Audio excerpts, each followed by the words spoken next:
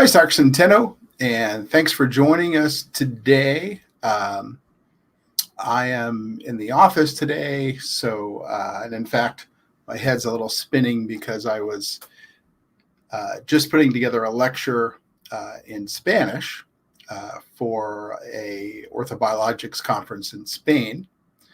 And I didn't grow up speaking Spanish. My father was of Venezuelan descent. My mother was English.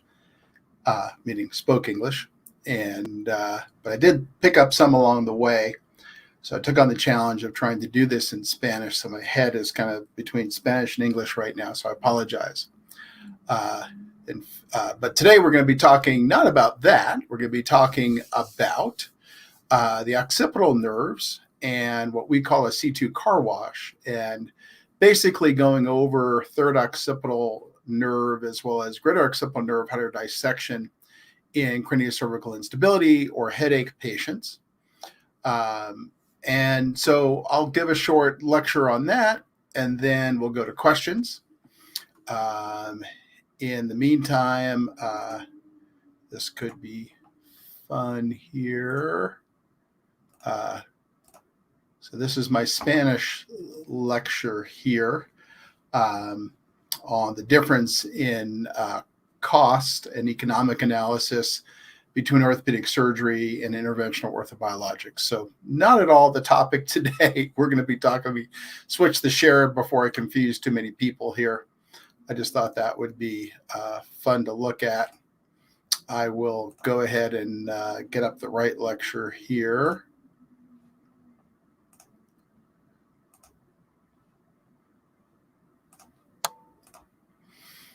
Okay, so let me go ahead and pull up the correct lecture, which is going to be the C2 car wash lecture, and we'll get started on that. I only have about 45 minutes today because I do have to record that Spanish lecture and get my Spanish head back together here. But I'll be able to get to quite a bit in 45 minutes.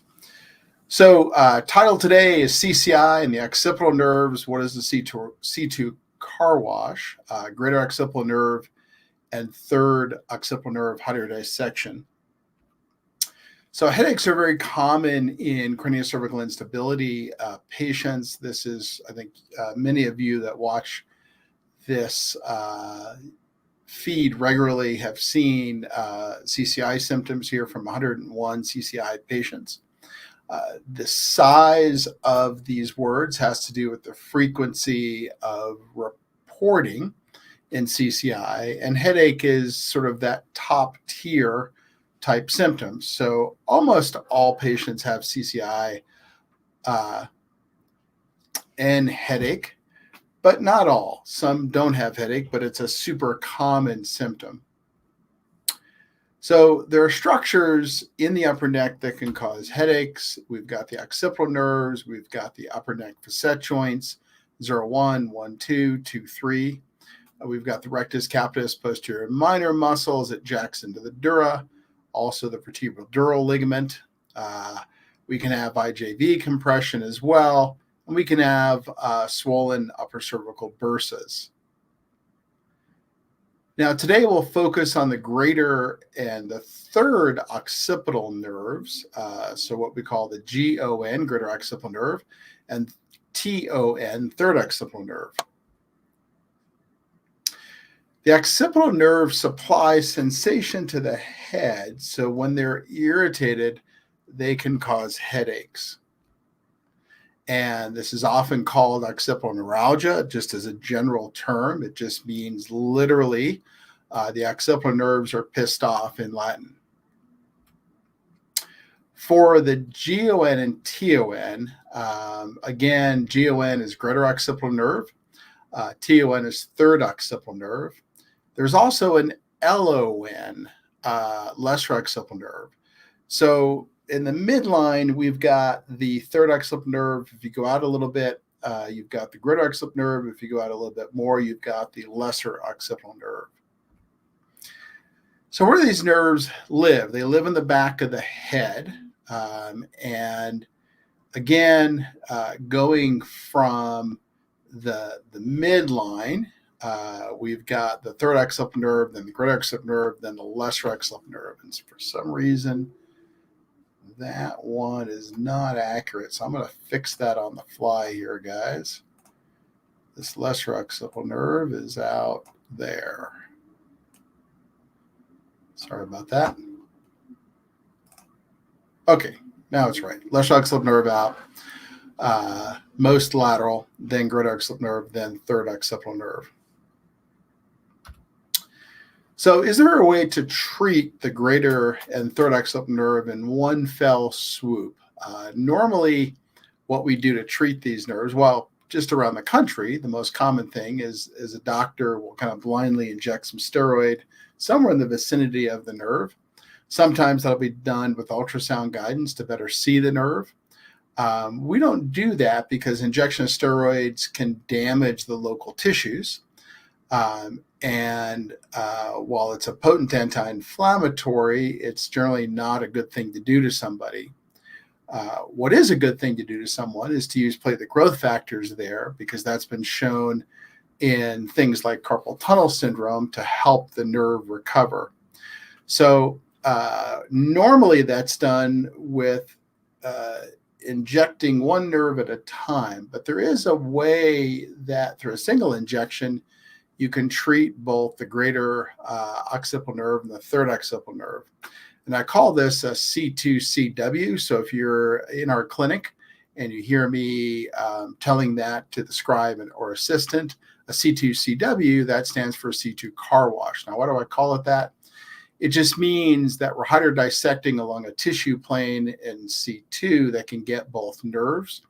And again, this is the injection of platelet growth factors, platelet lysate using ultrasound guidance. So literally here we can see these two nerves. We've got the third occipital nerve here. We've got the greater occipital nerve there. And ultimately, if you put a single needle in here and under ultrasound guidance, you can see the C2 spinous process. You go slightly above the C2 spinous process, slightly below the C2 spinous process in this tissue plane right above the rectus capitis posterior major. And you can have the platelet growth factors spread along that tissue plane to treat both of those nerves. So it's a really good way to have a single injection point on the skin, but to treat both of those nerves, the greater occipital and third occipital nerve. Again, I mentioned this a little before, that steroids are anti-inflammatory, but this kills local repair cells, damages local tissue. So high-dose corticosteroid is not a good thing to do to a patient in 2023. In the 1960s, we thought this was okay. By the 1980s, we had pretty good research. It was probably not a good idea. By the early 2000s, that research was getting better. And over the last 5 to 10 years, the research has been pretty clear that the high-dose corticosteroids that doctors inject in these areas are not tissue-friendly. Platelet lysate or platelet-rich plasma, however, has nerve growth factor and vascular endothelial growth factor, and has been shown, both of those, in experimental studies and clinical studies to help aid in nerve repair. So that's a better choice.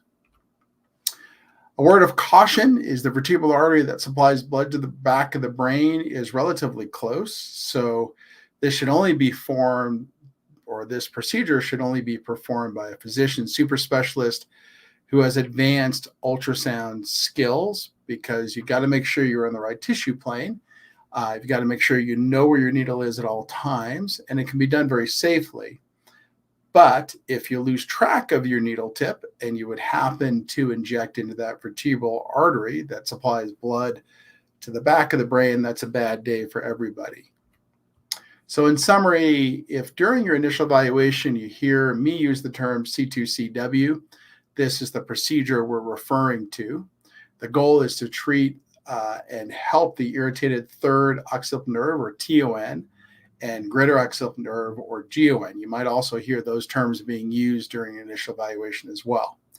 And finally, this is an advanced ultrasound-guided physician super specialist procedure. So let me get to some questions here. I'll stop sharing that. And looks like we got a bunch as usual. So let's start with those. Rishi, does C2 car wash involve treating the lesser occipital nerves? You treated my T1 and GON, but still having a burning sensation with lesser occipital nerves should be on both sides. Does not involve the lesser occipital nerves. That's a separate procedure. That would be a lesser occipital nerve hydrodissection. Rishi, have you ever seen a situation where a second DMX after a PICL1 showed more overhang in a patient? Not really more overhang, although you have to realize that you have to adjust for how the angle that the patient's head is at. So we will frequently see when we try to repeat these DMXs that we have either more or less head angle in the second one than we did in the first one. So that's got to be adjusted to get an apples to apples comparison. There would obviously be no reason that it would be increased. Now, what can happen is certainly that the muscle spasm by the second procedure may be much less. So we're getting, like I said, better range of motion, and we're not really comparing apples to apples there. David, hi, Dr. Centeno. Do you think an atlas misalignment in a person with normal anatomy can make it difficult or impossible to reach some of the structures needed to be injected during a PICL? Have you ever experienced this kind of issue? We certainly see that space between the dens and the atlas can be asymmetrical. What that means is that there'll be less room on one side and more room on the other. It almost never results in a problem during the procedure itself, getting where we need to go. But it may make one side more technically demanding than the other side. It's been advanced by Sherry Scott. Does everyone that has CCI have an occipital nerve issue that needs to be treated? No, but it's pretty common. I would say we're treating the occipital nerves maybe in 60% of our CCI patients. In about 40%, for whatever reason, they're non-reactive, whether they haven't had time to get irritated or that patient is handling the intermittent pressure on those nerves better than other patients. AT, okay to use ice past 4 months PICL? It is, yeah, that's not a problem. David, can CCI present with absolutely zero neck issues like no neck pain, crepitus, no skull pain, no muscle spasm or weakness in the neck, no bobblehead feeling, so that the person would never ever think they have a neck issue just with depression-like symptoms? Not usually. We would put that person in an atypical CCI category. Let's see here. I probably should bring up, I'll probably do a separate Facebook Live on this, but let's see if I have this. Yeah, this is probably worth bringing up to answer this question. So let me share my screen here. This thing keeps going off.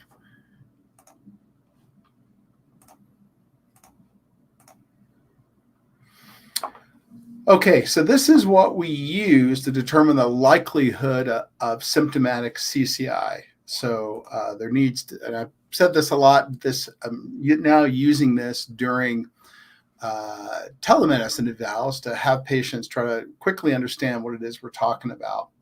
So is there a cause for the CCI? So as you can see here, the top one is clear mechanism, known trauma, or EDS. But it can also be an unclear mechanism, could be no mechanism at all, meaning that COVID, Lyme, or other diagnoses at this point in 2023 are not considered causes of ligament injury. So there's the cause. We obviously hope that that's this one in the green up here. Then we've got symptoms, and that's what we're talking about here. So that would put you definitely in the atypical red down here, where we're not so confident that that symptom is being caused by CCI. And then we've got response to treatment. So that's why pain symptoms are really great, right? You can have someone who let's say, has a headache, and then they put on a collar and their headache goes away. That's a positive thing. Or they've got cardiovascular symptoms, but they go to the AO chiropractor and that goes away for a short period of time. So that's the same thing, 3 different grades here. And then we get into imaging. The imaging is very clear. The imaging isn't so clear, or the imaging is negative. And then obviously a hands-on physical exam helps in the same way. So hopefully that answers your question. Is it possible that that could be CCI? Anything's possible, but is it likely that that is being caused by CCI? It's unlikely. AT, I've been holding longer with no care, 3 weeks now. I'm told I'm progressing and stabilizing. Muscles still feel jacked, but I'm told that it's likely recalibration. How long can recalibration take? I think what you're asking is, at the end of the day, can you have increases in certain parts and pieces of your symptoms while your body gets used to new positions? The answer is yes. Shouldn't take more than a month or 2 for those to go away. Now, it's also possible that those are just areas that are getting unveiled or revealed, so to speak, because other things are feeling better. So it's pretty common in all patients with chronic pain. You get rid of symptom A, that was the big one the patient was focusing on because it was disrupting their life. But then they start noticing symptom B. They had symptom B before, but they didn't notice it as much because it was sort of being clouded by symptom A. So it could be either one of those. Submitted advance by Harry Winston. Is it worth sending in my records for an evaluation for a PICL procedure if you haven't been able to get a DMX here in England? I'm always happy to look at the information that patients have, and I do that quite a bit for patients from Europe. We do have an open mouth lateral bending radiology request template. It's been reasonable at trying to get European radiology centers to do it. It's not a DMX, but it helps. So you may want to reach out and we can get you that template. Maybe you can get some specialized x-rays done there that might help a telemedicine. Mohan, I know a big part of post PICL rehab is strengthening those suboccipital muscles. Is also likely that patients have weakness in other segmental muscles. It is. Deep neck flexors would be another big piece of that, as well as the semispinal or the longus coli and longus capitis up front. Those are a little bit more difficult for me to create a home program around, however, so that's why we'll usually send our patients to an IPA certified physical therapist to start working on things like that after the fact. Rishi, if someone has moderate C2-3 arthritis, would injecting BMAC in those joints be better as opposed to injecting PRP? Not necessarily in our experience, no. Now, listen, if the patient is very robust, meaning they've got very little flare-up with a PICL, then we can certainly put BMAC or really bone marrow concentrate into those joints. But just realize it's a rougher ride post-recovery. Mohan, what would you typically recommend to patients for strengthening suboccipital muscles after they completed the laser exercises? I'm sure at one point we have actually been told to load those muscles. Yeah, so that's what we were just getting into. If you're in the U.S., then you may want to go and look up IPA physical therapy. They've got a list on their website of qualified providers. So that's a good one to go to because we know those providers are educated at a high level. We know they know about CCI. So that's probably a good next step there. Stephanie, I have CCI 6 millimeters overhang. I had one PSO so far, but seriously, I tilted my head and bent to the side, and it caused all of my skin to droop about an inch, or to drop about an inch. The drop happened in my neck, and now the skin fascia is drooping all the way down my body. Urologist told me that could be that my muscle tone dropped, but when I tilt my head, I felt like I cut off the blood supply, then the drop happened. Do you have any thoughts on this crazy experience I'm having? Stephanie, I don't. I'm not quite sure what you're describing with regard to the skin dropping. Maybe if you have a picture of it, something like that, that shows what it is you're talking about. That would be helpful. Mohan, have you ever had a CCI patient who only complains of their head feeling too heavy for the neck? Would very mildly lax air ligaments by themselves cause a heavy head feeling? We have had CCI patients like that, yes. But the first thing to think about with that kind of symptom would be that there's atrophy in the upper neck muscles, causing that bobblehead feeling. So the good news is that atrophy can be easily identified on just a routine MRI, looking for atrophy at C2-3. I've got a video on that. If you just search the YouTube channel and put in, I would probably just put in just atrophy on my YouTube channel. It'll probably come up. So I would go there and search that. Stephanie, it seems like the blood flow is not working properly.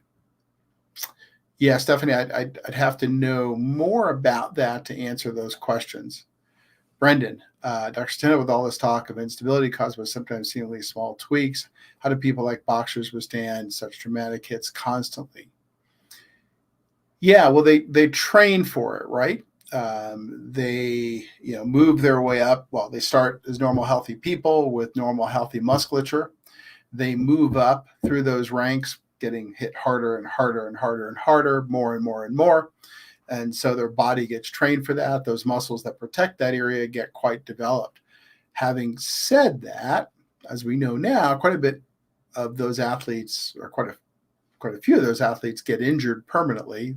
Brain injury, we now know, is pretty common in boxers. I would suspect that they probably also have got a pretty nasty upper cervical spine.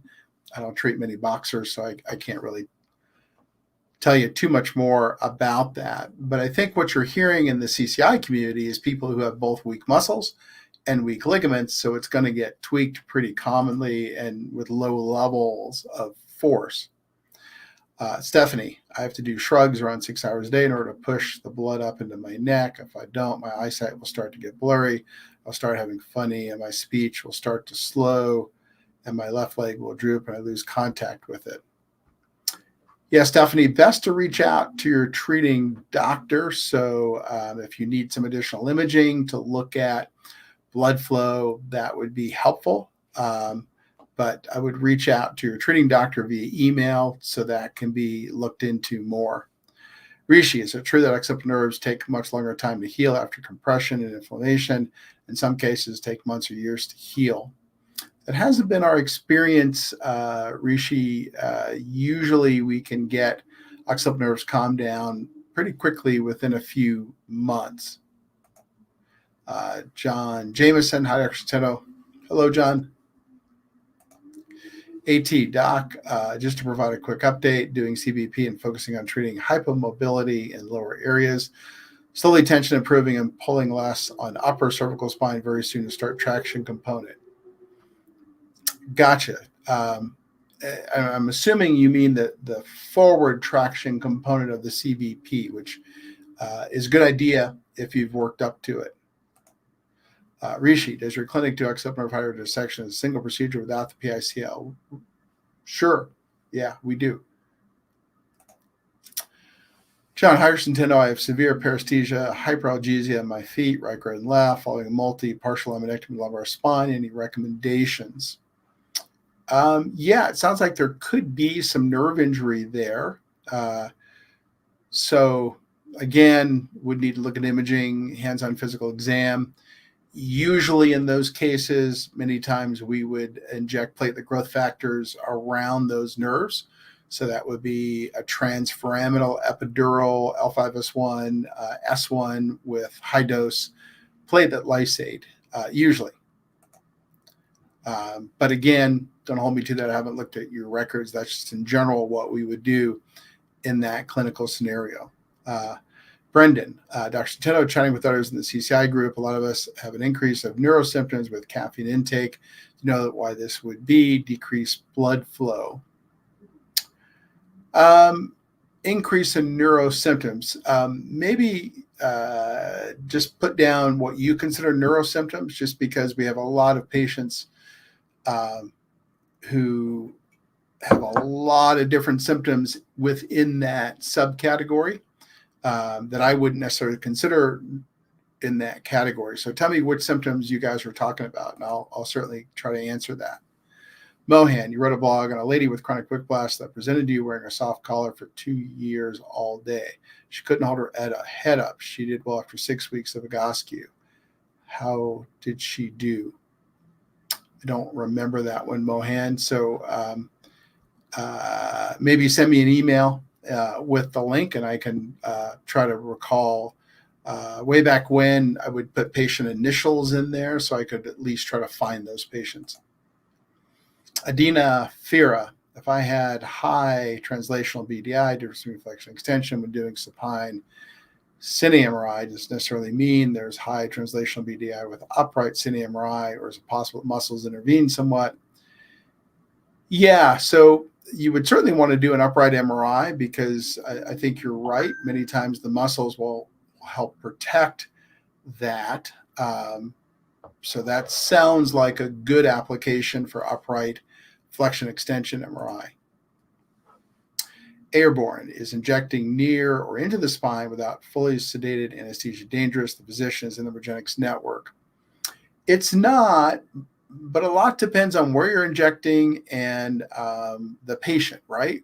I've got patients who don't want any anesthesia. We inject 20 different body places, 10 to 20 different body places, and they just sit not even wincing. And I've got patients where I can't do one body area without anesthesia. So obviously a lot of it is the patient, and also where you're injecting. So for instance, if we're injecting the hypercervical spine, unless we've got a patient that's in that category of not even wincing when we stick the needle in, we'll want them sedated, because if they move a lot, where the tolerances are millimeters of being in the right spot versus a really bad spot, then in that situation, anesthesia is very helpful. So again, it just depends on the patient and the spots you're injecting. AT, I've been incorporating creatine into supplementation on and off, and when I'm on, feels like looseness in my neck is less. Any thoughts on this? Sign that muscles are working better with the creatine? I guess it's possible that the creatine may be increasing, cause a slight increase in muscle recruitment. That would make some sense. I don't know the clinical data on how much creatine can do that. Mohan, so if I'm correct, for a patient that complains of their head feeling heavy with only mild CCI measurements and signs of neck muscle atrophy, the first treatment is safe neck strengthening. Yep, I think that's a good game plan. Sorry, I got one of these lights that is on a timer light, and it times out in my office here. Stephanie, I also have to do shrugs around 5 to 6 hours a day. I think I already got that one. Light Hope, is oxygen given during the PICL procedure? Yes, definitely. Rishi, can I use Denerol at 6 weeks out for my PICL? Yeah, Rishi, so if you can tolerate a rolled up towel behind the center of your neck while lying face up, and it feels like it's a net positive, meaning it feels good to have that support there, then I would cautiously try a Denerol. But if you try the towel before the Denerol and you're like, wow, that really caused an increase in my symptoms, then you're not ready for the Denerol. But I would start with a rolled up towel of different thicknesses and see how you can do with that first. Jim, can hypermobility of a joint occur with normal ligaments? Oh, sure. Yeah, we see hypermobility all the time, meaning instability in the joint. That would be called instability. So that's due to ligament laxity. It can also be due to muscles that are supposed to stabilize the joint being offline.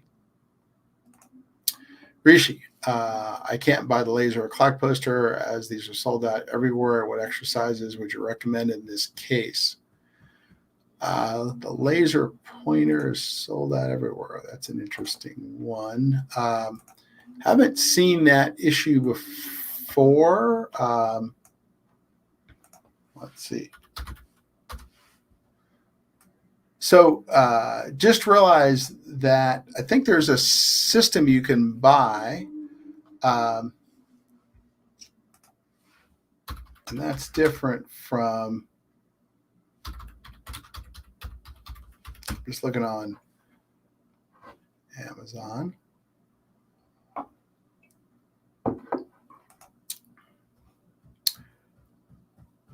So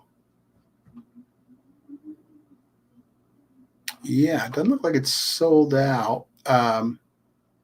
This is what I'm getting here.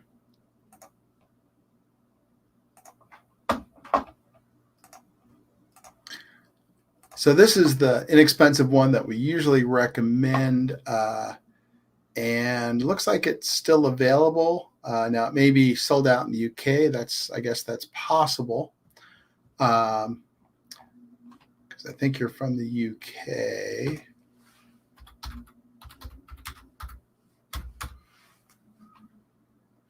Let's see. Of course, it doesn't like me changing this. It probably thinks I'm some sort of scammer now. Oops, I guess I got that wrong.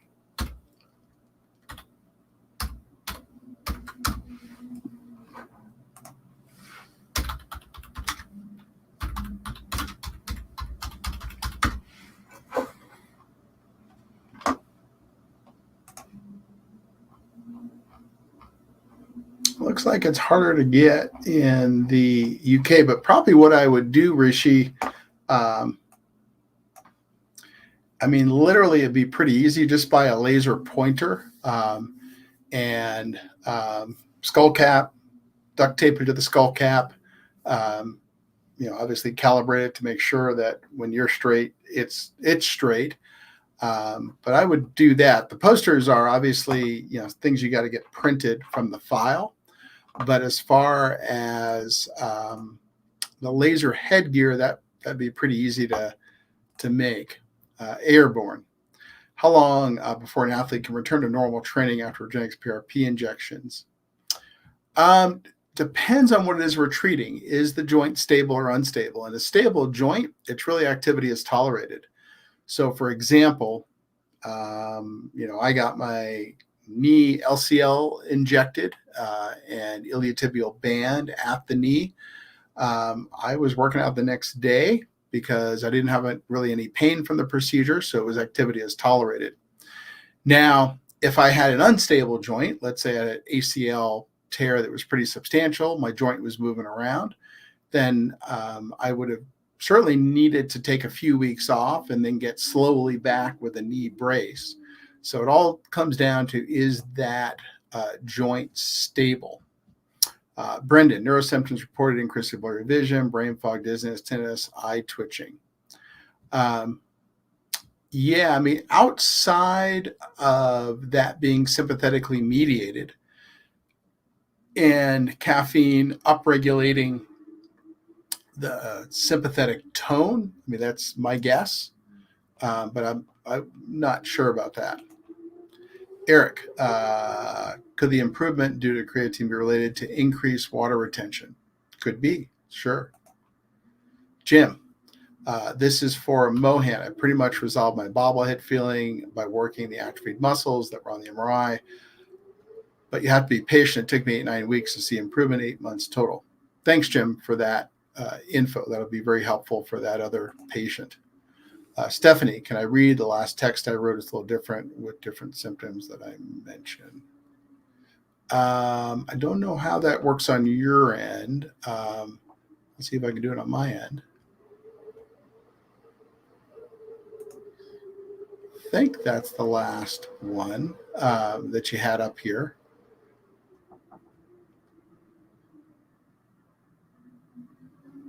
Okay, so let's get back here. Best of RuneScape. Does jaw surgery have any negative or positive impact on CCI? A lot would depend on the type of jaw surgery we're talking about. So, for example, if we're talking about, well, listen, I mean, I think it's a question you probably need to ask your treating physician so that we can get a better sense of what it is we're talking about here. So, for instance, if you had type 2B instability, 6 millimeters of overhang, so you've got moderate atlantoaxial instability, and they wanted to do jaw surgery, that would be a big concern because they're going to have to put your head in a certain position that works well for the surgeon to get the exposure the surgeon needs. So I think it's going to be on an individual basis. If you had some mild type 3A instability, probably not a big deal. Josh, 3 bulging discs pushing in the spinal cord and a loss of curvature, degenerative disc disease, migraines, right-sided face sag, occasional speech issues, tinnitus from C2 instability, CCI. Josh, it could be. Obviously, you'd want to get a brain MRI to make sure you're not having any kind of stroke or TIA. If stroke and TIA have been absolutely ruled out by the proper medical specialist, i.e., a board-certified neurologist, then that could be due to CCI. Mohan, does the physical therapist at your clinic use a biofeedback cuff to help strengthen the deep neck flexors? I've seen this used commonly. He does, yes. So you're talking about, just to make sure everyone else knows what he's talking about, there's a little thing that looks like a blood pressure cuff that you put behind the neck. While you're working on the deep neck flexors, you try to flatten the neck curve using these anterior muscles, the deep neck flexors. And you can see the pressure increase in the cuff to know that you're doing it right. Josh, also have dizziness and falling off and on, starting to stand or head position, have diagnosed autonomic peripheral neuropathy. So all of those are possible CCI symptoms. Obviously, telemedicine would be good, but obviously you want to make sure you rule out the bad stuff first. Brendan, wearing shirts and jackets with high collars that push up against the back of my neck increase my symptoms drastically. Would this be more indicative of CCI or occipital neuralgia? Probably occipital neuralgia, all things being equal, because that's also going to be a more common diagnosis. John, anything you can do for thoracic outlet syndrome patients? Yes, we treat them all the time. Levon, Dr. T, I get the impression that doing things post-procedure is fine as long as you don't get flared up. Out of curiosity, would it be okay to box a bag bare-knuckled if you don't get flared up? That's an interesting one. I can't say I've ever had a CCI patient, asked to do that before. I think what I would do if it were me is if things were feeling much better from something like PICL, then I would probably start just with boxing nothing and do it very slowly and see how that goes. And the next time, maybe I'd add in the bag, but I wouldn't go all the way to the bag. I would, go short of the bag, and then I'd go really lightly on the bag the next time and just slowly increase it. Stephanie, I don't do shrugs all day long to bring you blood. If I don't do shrugs. Yeah, I think we got all of that, Stephanie. I think the question, again, going back to what I said, best to reach out to your treating doctor and go through all that stuff to see if some sort of additional imaging might be needed. Carmen, do PRP injections work well with degenerative disc disease and kyphosis? They do work well with degenerative disc disease and kyphosis. CBB provider I'm working with says treating hypomobility and low C-spine could potentially help lower BIA translation extension because lower neck recruited more in extension versus only upper neck. I don't know if it's going to help ligamentous instability, but it will certainly take some pressure off of the upper cervical spine, and that's going to be a net positive. Light Hope, fun question. Can you give us a quick rundown of how do you prep prior to performing a PICL procedure? Not quite sure what you mean. Maybe be more specific. For a patient, what we do, and then what part of the prep are we talking about? Sure. What are symptoms for C0 joint? So for physicians, we name those joints above and below. So C0, C1. C0, C1 symptoms go to the back of the head in general. So it causes pain in the back of the head, headaches. I've got at least one video on that. So if you just type in C0, C1 on the YouTube channel, you should be able to find that video, Ulysses.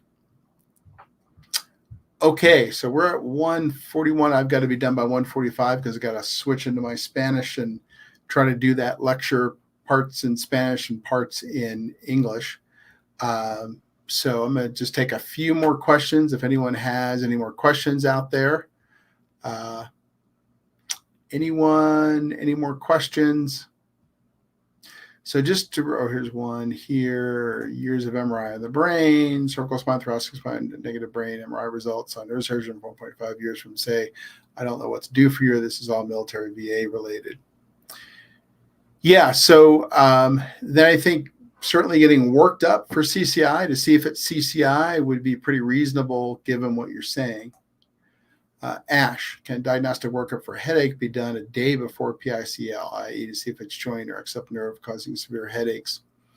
Usually don't like to do that close together because the block, even if we use something like ropivacaine to block the nerve, it's still going to have an impact on the nerve a little bit. So those are the kind of things you'd want to think about. Maybe doing it a week before would be more reasonable. And then Stephanie, yeah, I do see your questions, but again, you got to reach out to your treating doctor, send an email, and then obviously if some sort of new imaging needs to be done, probably the thing to look at would be an MRA, MR angiogram, just to make sure there's no issues that are obvious. For example, HEDS patients have a higher likelihood of getting vertebral artery dissection. So that's theoretically possible, although very, very unlikely. Those are the kind of things that need to be ruled out when you've got any kind of new symptoms like that. So the bad things got to get crossed off the list first. Ulysses, is it impossible to treat the suboccipital muscle instead of the C0, C1 joint? Not sure what you mean with that one. Josh, sure, Josh. Levon, will the neurosurgeons get educated, or when will they get educated in CCI? The pinball machine is quite ridiculous and detrimental for a patient. Yeah, Levon, I think what you're talking about is my comment that many times patients with CCI feel like a pinball machine. They're going from specialist to specialist to specialist. No one seems to know what's going on. It's a good question. The good news is I know there are 5 to 7 neurosurgeons around the world who do a lot of this work and who are very tuned into these sorts of issues. So anytime you want to reach out to us, we can give you that list of names, and I would certainly start with those doctors. But you're right, the average neurosurgeon isn't going to know a lot about this. The only time they've seen anything like this is when they saw a patient in the ER whose head was literally falling off. So that's frustrating for sure. I hear your frustration. Lissy, can treating suboccipital muscles make your neck more stable? It can, yes.